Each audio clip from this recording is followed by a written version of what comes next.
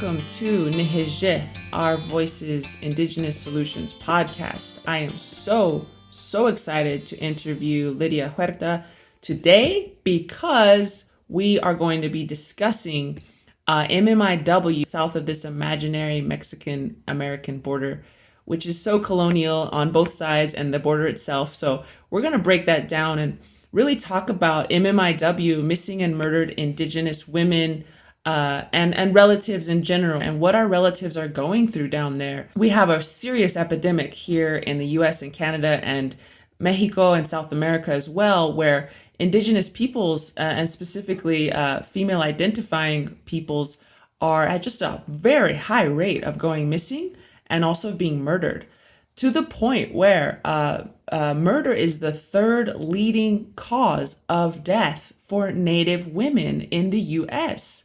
Which is insane because for Black women, for example, for contrast, it's not even on the top 10 reasons for death. We just are murdered at a very, very unacceptably high rate. And this has to do a lot with oil extraction, extractive industries, man camps moving into places that are near Native reservations.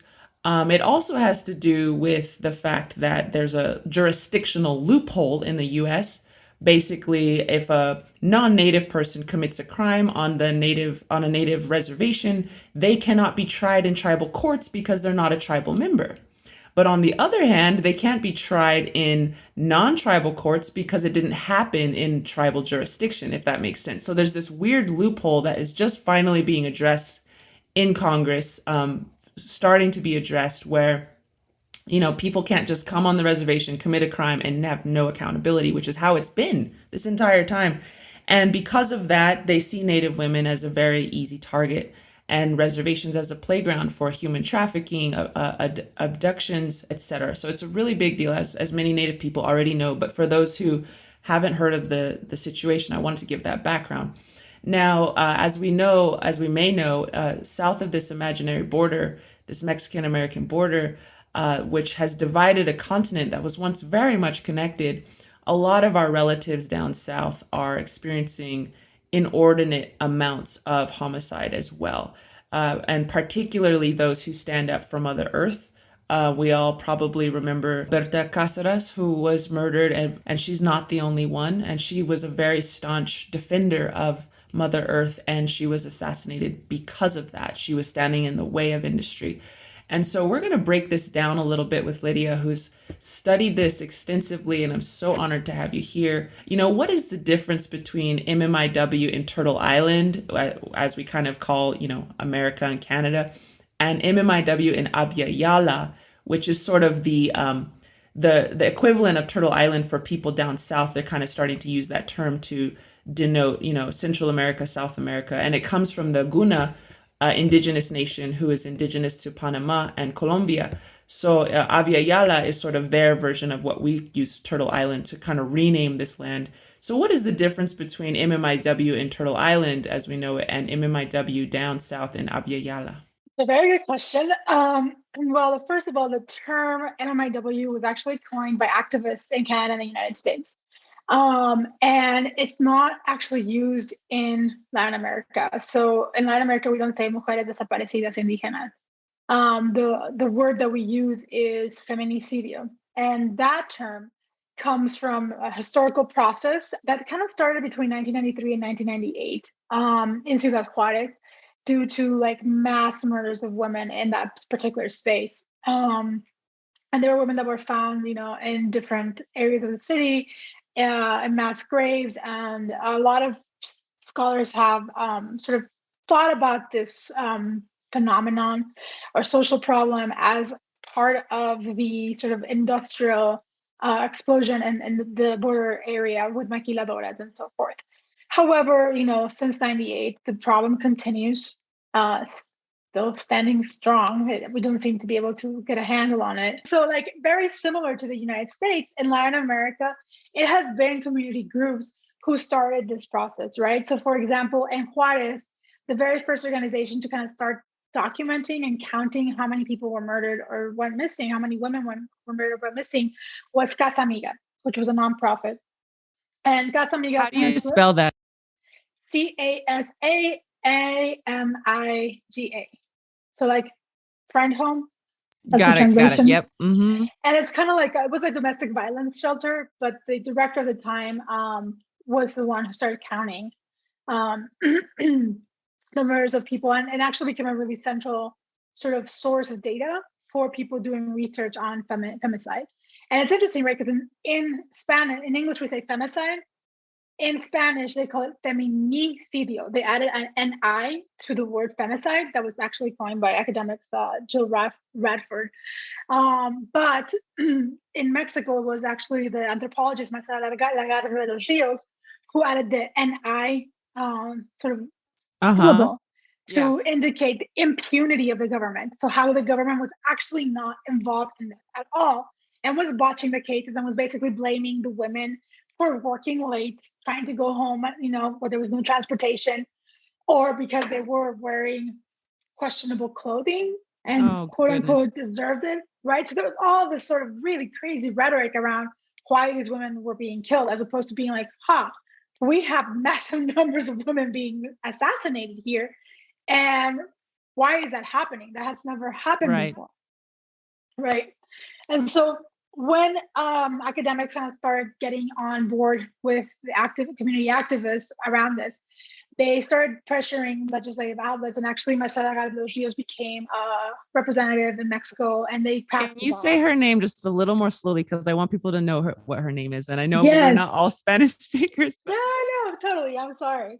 It's Marcela Lagarde de los Rios. Got it. Thank you. Sorry. Mm-hmm.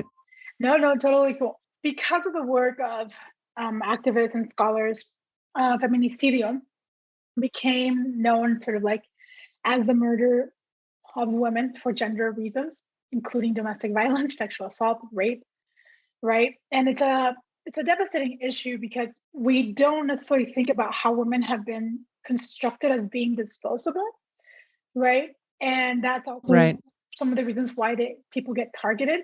Out of the 25 countries in the world with the highest rates of violence against women in the world, 14, that's 1/4, are in Latin America and the Caribbean, according to the Model UN.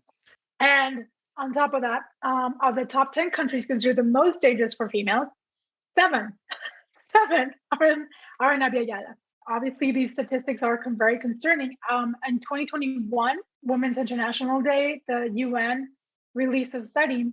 In Honduras, you have 227 murders. Of women specifically? Of women specifically, yeah. Okay. In the last year. So basically between 2019 and 2020. So this is 1 year data, just so you all are aware. Yeah. Okay. In St. Lucia for Trinidad and Tobago, 22. Dominican Republic, 132. El Salvador, 73. Bolivia, 113. Brazil, 1,738. Panama, 31. Mexico, 948. Guatemala, 119. Uruguay, 19. Argentina, 251. Paraguay, 31. Ecuador, 79. Peru, 148. Costa Rica, 20. Venezuela, 120. Colombia, 182. And the Dominica Islands, 3. Right, so these numbers are alarming in terms of a 1 year span between 2019 and 2020. It's tragic. It's overwhelming to hear those numbers. It is. It's a lot, and I will venture to say also that these numbers are severely undercounted, right? Because just like in the United States, where we have issues of counting, the state has their own numbers and the communities have their own. Right. Exactly. So if you take, in the US, the official number is 100 something for Native women disappeared or murdered. And then the community count is 5,000. So that's timesing by 500, or rather 50. Sorry, my bad. So if you take all those numbers and times them by 50, that might be the real number. Mm-hmm. Yeah, exactly. Right. And also we're not even counting people who are female identifying. Right. So, for example, I can tell you the numbers I just read. Brazil is one of the largest countries with the rate of trans murders in South America, which is very alarming, right? Absolutely. And so it's interesting too, because like in the United States, the term missing and murdered Indigenous women and girls has also evolved to missing and murdered Indigenous women, girls, two-spirit, and trans folk, right? So it's become a little more inclusive of female identifying people. Yeah. And it's very similar in Latin America. However, they're not counting them together, they're separating them. And a lot of this has to do with, right, the way in which patriarchy organizes gender, a very colonizing concept. And the other issue is that in Latin America, because of the way data is collected, they don't collect data in terms of ethnicity, right? So we're not saying, hey, most of these people are indigenous. What is happening here is that it's a very different situation, right? So who are the people being murdered? Who are these women being murdered? And what we do know is that a lot of these women are ages 18 to 60, right? Mm-hmm. And that they're working age women, that they're often found near places of employment. And if they're found remotely, they can be traced back to maquilas, right? Which means that they were working. A lot of them also have been found as near really high drug trade areas where there's a lot of medical presence as well. And it's basically grown throughout the entire region of Abya Yala, right? And so when we start to think about like, well, okay, what does it mean for women to be disposable and why are they disposable, right? We have to go back to colonialism and the legacy of European colonialism on these lands. Because if we don't address that, then we're not really thinking about how it all relates in how gender has become this system of power that was instituted for our communities after the Spanish came, right? Is it okay if I talk a little bit about sort of how Indigenous identity is very complex in Latin America? Yeah, and I just want to just say a little 2 cents there too. Is like I wrote a song called "All Nations Rise." The second half I wanted it to be in Spanish because at one of my classes at UNM, University of New Mexico, we had a sister from Ecuador who was going to school with us, and she gave a presentation on this. The situation of Indigenous peoples in Ecuador. And one of the things she showed was a magazine cover that had this politician on the front, and it said, "Le salió el indio," which means the Indian came out of him, which was meant to be on that magazine was meant to be an insult to him. Like he was becoming quote unquote savage. He was becoming angry and the Indian was coming out of him. And she was like, this is what we have to deal with, as Indigenous peoples. Even to be called Indio or Indian or Indigenous is an insult.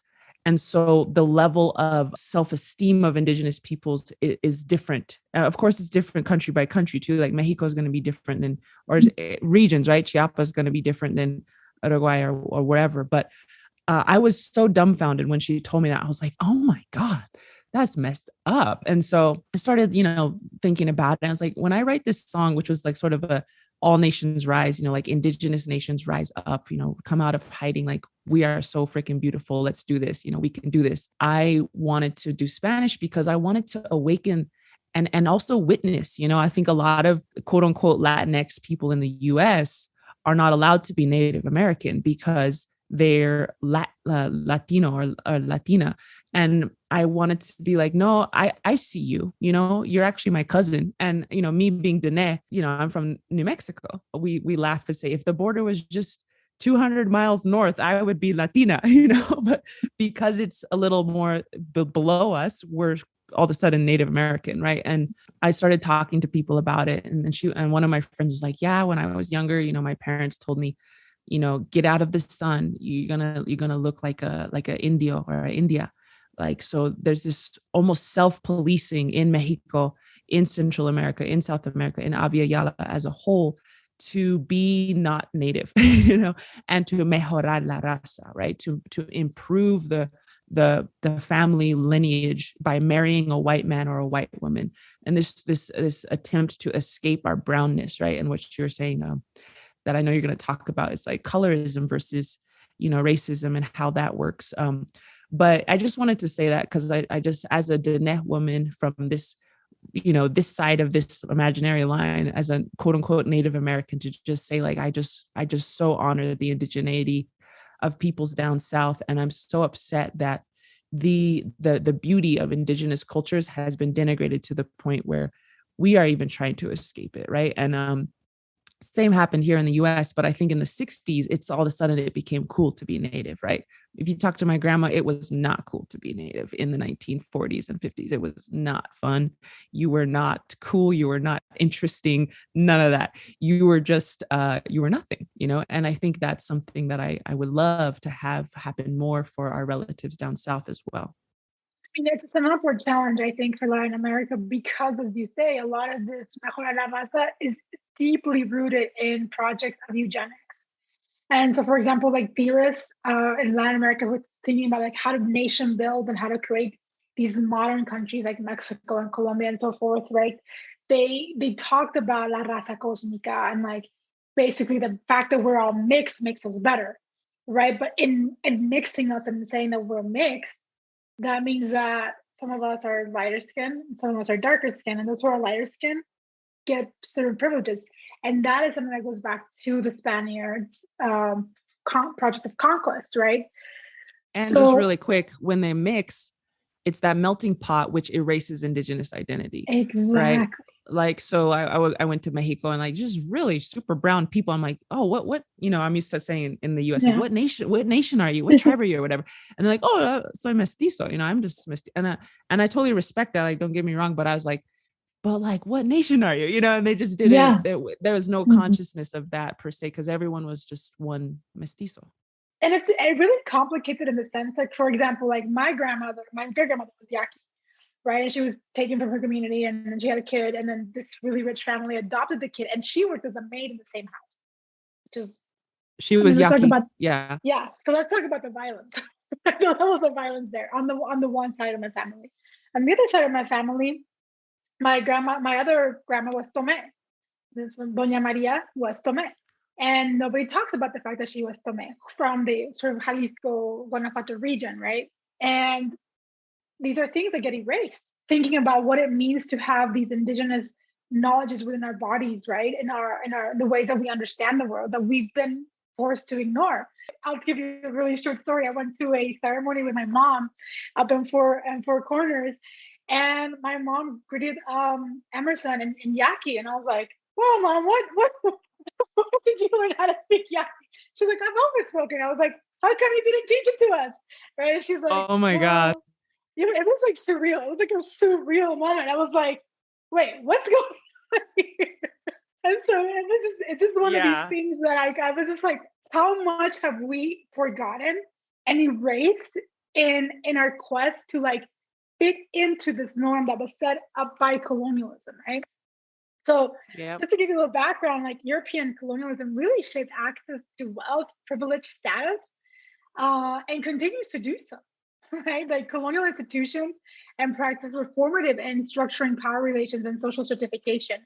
Specifically, like the Spanish system of encomiendas, which were plantations, used indigenous and African slave labor to farm crops such as sugarcane and mine minerals like silver and gold.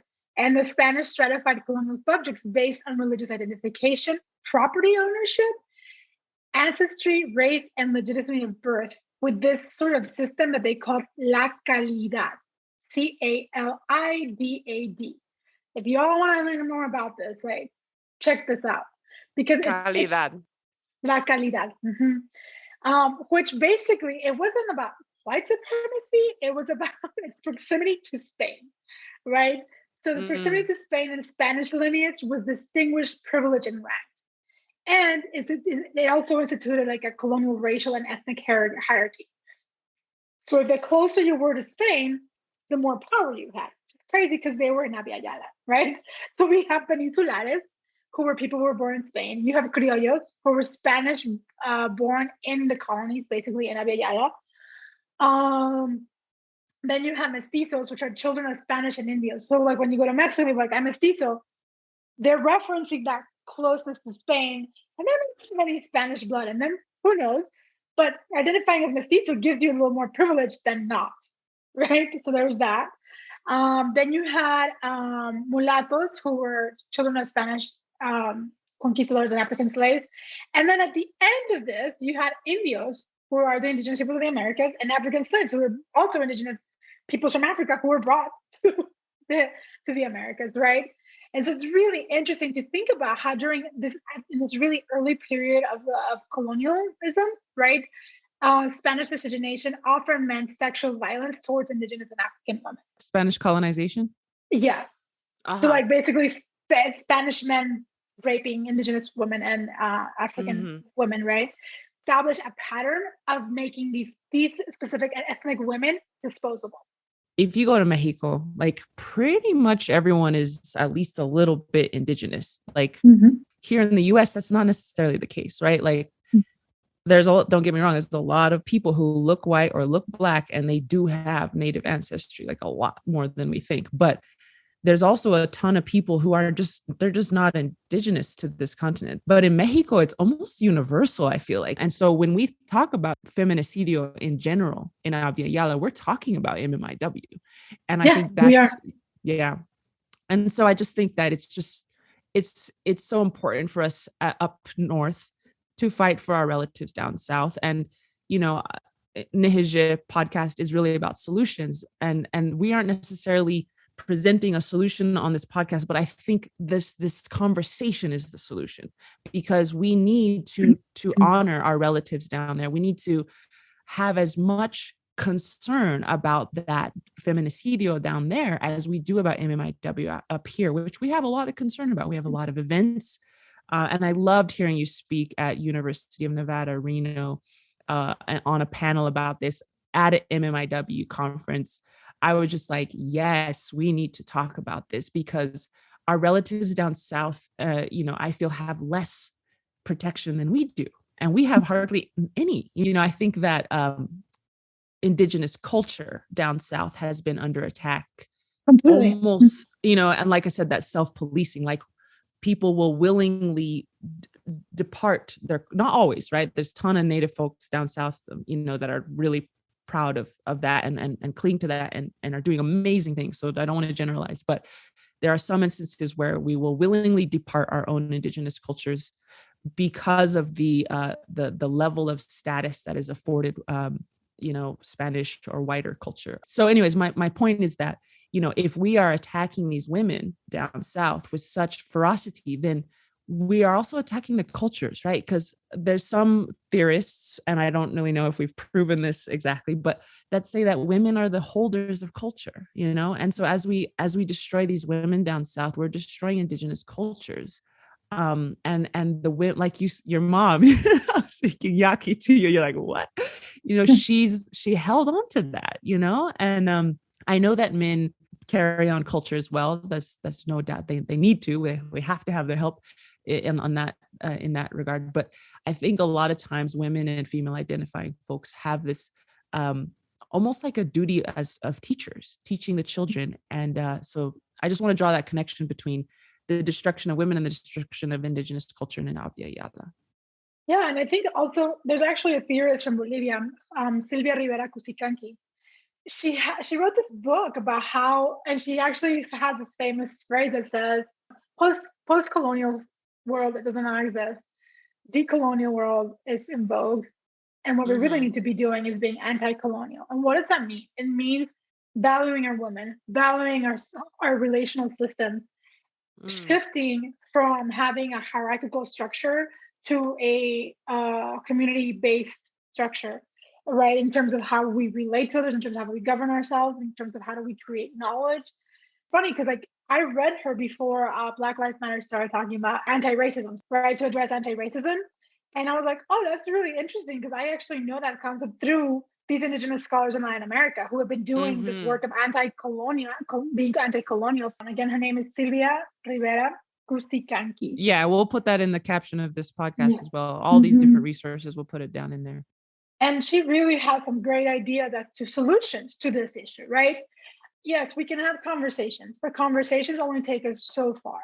So how is it that we can actually start changing structures that value women and bring attention to their murders as something that is unconscionable and inhumane, that is really problematic to how we start to understand ourselves, right? And even in Latin America / Abya Yala, right? We have there's a trend to like appropriate indigenous culture, ayahuasca tourism, there's mushroom tourism, there's peyote tourism, and like this, at some level, it's like indigenous culture is cool and not so far as it serves specific kinds of purposes, and I think that's really problematic, and we need to address that as well. Yeah. And I think there's been sort of like a renacer, a rebirth or a reawakening of how we need to establish relationships with our ancestors and our lineages, right? Like, so for example, I mentioned that like one of my grandmothers was Yaqui. I don't identify as Yaqui because I didn't grow up in that community, right? That's not part of like how I grew up. I can, however, do the work of being a good ally and understanding what my lineage is and actually trying to say, okay, I did not grow up in this culture. However, I want to honor this culture in ways that do not appropriate their culture. Yeah, well, that's a huge, interesting conversation. Is like, because I'm of the mind, I might disagree with you slightly, is like, if I was you, I might say I am definitely Yaqui. I am, it's in my blood. It's the reason yes. It's the reason I'm here, right? Like those ancestors and what they went through is part of why I'm here. But I would also say, and I have an extraordinary amount of privilege compared to my relatives who are still there or maybe don't have, because I'm a little lighter complected because I'm half European almost. Yes, I'm Dene. I have a Dene matrilineal line and clan and everything, but I can't help but notice how much privilege I have, even though I don't have a lot of privilege in the larger scheme of things, but how much more even still I have than some of my relatives who are perhaps browner than me, perhaps didn't grow up in Taos, New Mexico. Maybe they grew up in deeper in the res where there's more marginalization and more colonization powers. They have also more strength than I have in some ways too. But and so I don't know if that's the right answer or not, but I don't think it's but I like the way you're positioning it too, is like you're being humble with it. You're saying like, yes, this is a part of me, but I want to be humble in how I approach it. I like that too. Because I don't want to be like other people in Mexico who are like, oh, I just discovered I'm 25% Huichol, and then decide to like dress with their traditional garb and disrespect, right? The ways in which specific cultural traditions happen, because they're not doing the work of actually getting to know how Huichol community organizes themselves, how they do the work, why they do peyote ceremonies, why they go to the catorce. Like these things are important, right? Like we don't think about these things. And yeah, with all these DNA tests, especially with the colonial system, especially in the United States, right? We're like, oh, if you have this amount of blood, then you belong to this, right? But I think that does, in a sense, does a disservice, because then if you don't have this percentage of blood, then you kind of don't get to learn more. And I think what we need to really be thinking about is like, how are we privileged because of the processes that happened historically, right? And then how can we be respectful and uplift these resources in ways that feel good to the communities that these sort of and those knowledges come from, right? And so one of the things like I often talk to yeah, go ahead, sorry. Oh no, sorry, please, you go right ahead. No, go ahead. Okay. So I want, this is just my little personal agenda. I want people who are 25%, maybe Raramuri, or, I want them to dress Raramuri, even if they grew up in the US.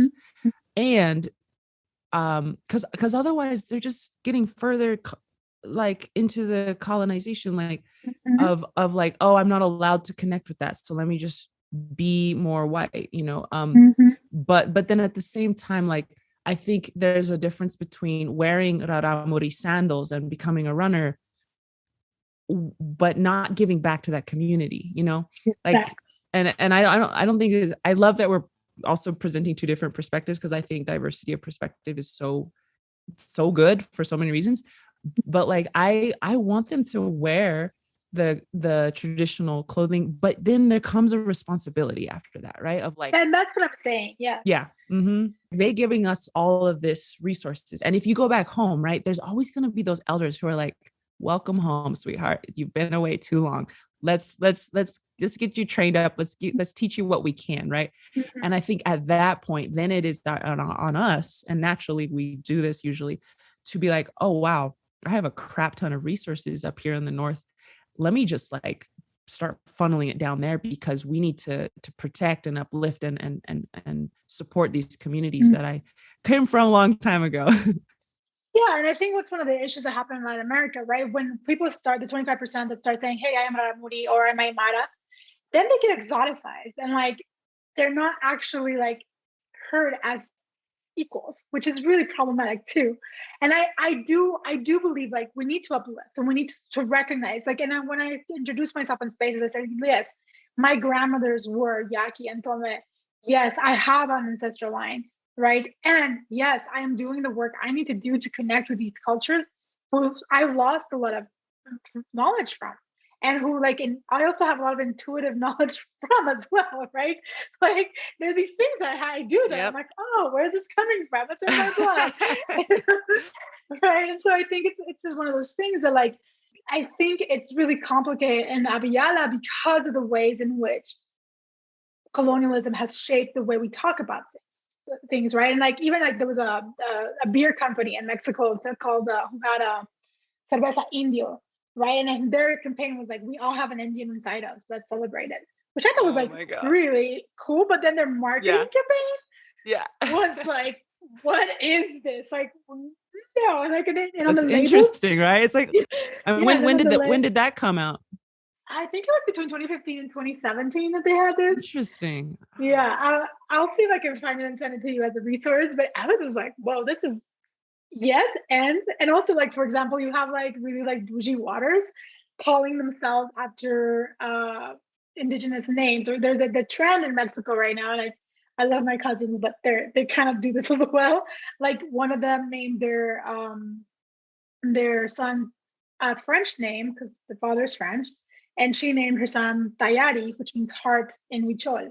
You start to think like, okay, well, that's great because like we're celebrating our ancestry, but then how is this kid? How are you going to educate this kid to say, hey, Tayari is an important name, and I actually rather go by Tayari than Antonio, right, Antoine? And so it's really interesting to think about this because now instead of just seeing the replacement of Antoine, we're seeing these two names in dialogue with each other. So it's kind of like, well, maybe there's some consciousness in the raising that's happening that's changing the landscape. And also we have a lot of work to do to educate these young ones who have these names, right, about what it means to care for these names. And we also can't shame ourselves for not knowing, right? Exactly. That is the whole, one of the major objectives of colonization is to distance the people from their own culture. If you can distance them from their own culture, they lose all of the resources of that culture, which are enormous and vast. You know, you have ways of relating to how to feed yourself. You have ways of relating to women and men and non-binary peoples. You have ways of relating to your family, ways of community building. All of that is encoded in the languages and in the clothing and in everything. And so it's like, on one hand, this kid with this name, you know, it's a beautiful name. It's a challenging position to be in where you're not allowed to connect to your culture because of colonization. But if you don't connect to it, you're not honoring it fully. And so I think there has to be a balance of everything we're talking about, you know, everything of, and yes. So anyways, I feel like I interrupted your train of thought. And so maybe let me go back to some of the questions that we have, and we might wrap up kind of soon, but what are some of the ways in which we can be responsible neighbors, given the privilege of being Indigenous peoples in the US, to our relatives down south? And I guess this goes for everyone who's listening, whether we're Indigenous to Turtle Island or not. You know, how can we be responsible neighbors to our relatives down south and sort of leverage our privilege to help them in this feminicidio epidemic? So one of the first things that comes to mind, and I know it's a contentious issue, is migration, right? People coming to the United States seeking asylum. I think there's a lot of debates about how we should provide asylum or not provide asylum to people who are fleeing environmental crisis, gender crisis, and so forth. I think we need to do a better job of advocating for those who are seeking refuge to have refuge, right? That's one way. The other way is also building connections, international connections and networks with community activists on the ground in Abya Yala, and learning from them and being humble and saying, hey, I know about this in Turtle Island. I want to learn about it from here. And then ask, how can we support? Right? Because every region is different and every region has their own really complex issues. So, for example, the Zapatistas are actually one of the few territories in Mexico that do not experience genocide because they are in control of that territory, right? So if you go to talk to them and you're like, hey, I heard there's femicidio in the Zapatista in this region, they might be like, and be like, actually, it's not within our territory, it's in the surroundings, right? So how can we work through that? So you really have to know about the nuances and be willing to learn about those nuances from the community that you're working with and creating those networks. And technology is a great way to do that, right? Because now we have so many ways to connect with each other that we didn't have before. Really trying hard to have some folks from down south on this podcast, actually, and we're almost there. It's kind of hard to organize, you got you translator and stuff like that. But I really love this notion of making those connections, and it's like as little as we have up here in the U.S., what we call the U.S., we have so much more in terms of, I want to say, political protection than some of the nations down south, which are just at the mercy of Exxon, the mercy of Chevron. I mean, it's just gnarly. And it's just like the freaking wild, wild, wild west out there where these corporations come in and just, there's no accountability. And of course, that's not everywhere. It's a big generalization, but in some places, we really need to stand up for our relatives down there. Let's talk a little bit more about this asylum and supporting like people who are seeking refuge.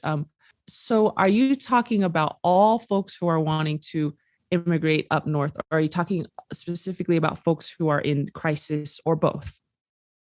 I'm actually talking about both, right? Because a lot of the migrants, like a lot of the Central American migrant caravans that came through 2017 to 2020, a lot of them were fleeing environmental disasters caused by corporations. Most of them come from indigenous regions, right? And there's been such an increase in immigration from indigenous peoples that the United States government has had to hire translators in indigenous languages to be able to communicate, right? Which is something that we didn't see before because they tended to stay in the regions that they grew up in. But because of the displacement that is happening, right, and then increased violence that is happening in these communities, there is definitely there's a trend towards migration, whether it's to the US or other countries, right? And even like I would say this also as a binational citizen, right? I'm a US citizen and I'm a Mexican citizen. And even Mexico has adopted the same policies that the United States has, which are horrible, right? And then we see how, for example, Ukrainian refugees are being treated versus how indigenous refugees are being treated. And we don't call indigenous migrants refugees. We call them other things in this country and in Mexico. And it's really problematic. Yeah. And I don't think any of us up here many of us, I should say, could fully understand the situations people find themselves in. Down south, sometimes it's more than we could ever really comprehend in terms of lack of access to resources, lack of access to places where you could get resources, in terms of financial resources, and like you said, civil wars, drug and alcohol violence, and trafficking. I mean, it's the things that our relatives go through down south is probably more than we could wrap our heads around sometimes. And so I think having compassion and understanding, I wish there was a two-way street too, of like us as up north being trained on how to be better advocates. And then on the other hand, training for our relatives from the south, that when they come here, they have a context of like colonization here. And so that when we do come together, we're a stronger force. Because I feel like sometimes we're not aligned, even though we're cousins, and it's like we could understand how to come here. Yes, you have to go through this border patrol. Yes, you have to go through this American system, or you have to subvert it or whatever. And that's a whole other can of worms, right? But at the same time, how do we train people to not see Joe Biden as the leader of this land, but to see local indigenous nations as the leaders of this land, so that Exactly. when they do come here as refugees, no matter where they're from, frankly, where they're from, Ukraine or Japan or Mexico, that when they come here, they come accountable to indigenous nations rather than you have to take these citizenship tests, right? Exactly. Why don't we have an indigenous citizenship, or rather a citizenship test devised by native nations, where it's like, you need to know how many native nations are here. You need to know what they've been through. You need to know how you be a respectful guest on indigenous lands. So I think this training is very much a two-way street of how do we, one of my elders said, in California, there's over 80 languages spoken. And it's like, how did they get along? There's so many different native nations. And he said, well, when you go to another nation's homeland, you follow their ceremony, you follow their language, you follow, because they're the people of the salmon. He's like, Lila, you're a desert Indian, you don't know nothing about salmon. It's like, so when you go to salmon nations, you follow the salmon nations, and you are respectful as a guest, and vice versa. If the coastal Salish people came to New Mexico, they'd be like, okay, what kind of, like, how do we work here? What's the ceremonies for the corn, the beans, the squash, the tobacco? How do we be accountable to the people and the land and the waters here? So I think that's a really interesting way that you answered that question is, we could be better neighbors by being better advocates for those who are seeking refuge, and calling folks refugees, like, even if it's not a natural disaster, sometimes it's an economic disaster. The amount of money you can make here compared to Mexico is like, what's the ratio? I don't know, like 20 to 1. $1. Yeah, $1 is 20 pesos. Just to give you Yeah. an idea, a Coke is basically between 25 and 50 pesos. So that would be about, let's see, like $2.50 for a Coke. Yeah. And I do want to point out too that it's really important to think about how a lot of these refugees, like you were saying, right, are fleeing foreign industries for water management, oil, mining, agriculture, and they have to, put their bodies on the line to resist these things sometimes. And when those companies win, you have to be displaced. And so we see, for example, and I do want to shout out to the resistance struggles that have happened in Latin America, right? So for example, we have the Cochabamba water wars in Bolivia. Right. And then we also have like the Lenca people who are continuing to fight against DESA to stop the building of hydraulic water dams in their land since 2010. That dispute resulted in the death of Berta Cáceres, for example, in 2016, right? And here, like, look at the struggles in the United States with no DAPA, like how many people like kind of united around that, right? So like maybe that's also how we can create solidarity. It's through these movements to defend the land that we can be better advocates to our neighbors and like say, hey, I know you're doing a mobilization against this mining corporation who's like from Canada or from someplace in Europe.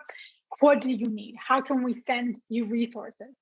And I think that's part of creating these solidarity networks, to understand kind of how we can be better neighbors, right? And also like in terms of femicide, like if you know that somebody like in Guadalajara right now, what they're doing is if a woman is missing, they'll send out a missing milk carton persons thing through WhatsApp. So more people can learn from it. Right. And it goes to everybody who's at the university. And so then people, if you see this person, then you're more likely to be aware of it. So creating these communication networks are super important to do that. Yes. And there was this huge mobilization in Brazil recently. Mm-hmm. Yeah. And it's crazy because even in this moment, I don't know what it was called or what exactly. I mean, I know our indigenous relatives in Brazil have been fighting for centuries, right? To just live, Brazil has been brutal to indigenous peoples and still is. And yet it just strikes me that like, I had no idea this mobilization was happening until it blew up on social media. I had no idea how I could be of service. And I don't think that's anybody's fault, but probably my own. how exciting would it be if we united, you know, like from Alaska to Patagonia? How exciting would it be if we were more connected? And it's amazing to me how these colonial borders are what is dividing us, right? Like I said, like a Lakota person will see me as their counterpart, right? Because I am in the bounds of the US, right? But a Lakota person might not see a Raramuri person as their counterpart because they're on this other side of this random ass line, excuse my language. Yeah. And it's like, same with Brazil. It's like, this used to be one contiguous landmass connected by Panama, you know, this isthmus. And like, yes, we were different. Yes, we had our own territories, our own homelands, but like we find all kinds of incredible kinship roots throughout this entire continent. You know, my mom calls them kinship roots, not trade routes, where you find cacao beans here in New Mexico in archaeological sites. You know, our Pueblo relatives to this day use macaw feathers for their ceremonies. And it's like, it's just so cool to me. And it's like, why why are we not doing that? And I'm so excited about it because I think if we were to create like an international Indigenous Women's Congress where it's like, you know what, we don't need the UN's permission to exist. We don't need Joe Biden to sign off on it. I don't care what Joe Biden does. We need to get our people together and decide what is our agenda and how are we going to help each other? How are we going to join forces? How are we going to accomplish these agenda items? And I think, and I hope and I pray that we're getting one step closer to that with the assistance of technology, like you said, to be more connected. Actually, I was going to say the movement in Brazil was called the Struggle for Life, Luta pela Vida. And it brought together 6,000 Indigenous leaders and activists from all regions of Brazil to protest the government's anti-Indigenous policies and rollbacks and protections on the Amazon. And it was interesting, right? Because Brazil had never seen this. Yeah. And so I think like we need to be more aware of these kinds of movements that happen so that, like you said, we can build this sort of kinship resistance for life, right? Because it's up to us to defend the lands that we are in, not because we want to like, this is my house and I want to protect it. It's more about, I want to continue to exist and the land provides. So we have to take care of the land so we can continue to be here. And I just can't help but notice like how the No Dapple movement was water is life. And then downstairs, the struggle for life, you know, that that life-centric ontology, that life-centric way of living where life is at the center of what we do. And it's so cool. Thank you for giving me that. Thank you for giving everyone that little knowledge. Because you said 6,000 different groups or 6,000 people came? No, 6,000 Indigenous leaders and activists. Wow. From all regions of Brazil. Yeah. And maybe even beyond, maybe some came from Chile or Peru. That is amazing. I mean, they just totally took over and they pierced through that, like that ceiling, you know, to reach us up here. And it's just amazing. And I think it's beautiful. And the language barriers are also, I think, something that separates us, right? Like, I feel like if I could speak French Guyana, like I would be like, oh, that's what's going down. So Suriname is a country on the north coast of what we call South America, Abya Yala. And I'm like, I was friends with the Surinamese guy and everyone was like, where's Suriname? And I'm like, you know, like Suriname. And it's just amazing to me that like, we don't, when I say Suriname, people think like, oh, is that in the Middle East or is that in, you know, Asia or something? And I'm like, no, it's like right next to our indigenous relatives in Uruguay. And so I think that these language barriers to keep us from really tapping into and the indigenous folks in Suriname, you know, like the trio and other groups, they're like invisible times invisible times invisible times invisible. And they are fighting, you know, airport development. They're fighting everything. And so I just think it's so exciting that we can bring this podcast out and encourage people to be more, to try to be more connected, even if you have to Google it and watch a video or whatever, to what our relatives are going on, are experiencing down there. Just to connect us all back to missing Indigenous women and girls and Two-Spirit and trans folk, right? It is a struggle for existence, for life. And so in as women who give birth as well, right, who sustain life, whether you can have children or not, you contribute to the ecology of life. It's really important to think about the relational nature of these movements across these imaginary borders. And so I really just thank you for the opportunity to come in and talk to you about this stuff. It's very complex and it has all these different layers, right? But I think we need to start having more conversations like this so we can start building those bridges across different borderlines. And just thank you for being here, Dr. Lydia Huerta, for all the work you do. I know you're working in a tough position in Nevada where it's like really anti-Indigenous, anti-Black, anti these institutions, but I really want to just give you a shout out and a prayer, that your work continues to be supported in every way. And is there any last thing you would like to say on this topic before we close? I just want to give a shout out to Deborah Harry, Autumn Harry, Beverly Harry here in Nevada, who have been very welcoming to me in the space. And we have for 4 years, organized the Missing Mirror Indigenous Women events. This year, we're hosting Dr. Beverly Harry will be on Zoom, so I'll send you that information if anybody who wants to, chime in and see it via And these Zoom. are Paiute relatives? These are Paiute relatives, yes. Right, at the University of Nevada, Reno, right? Wonderful. Mm-hmm.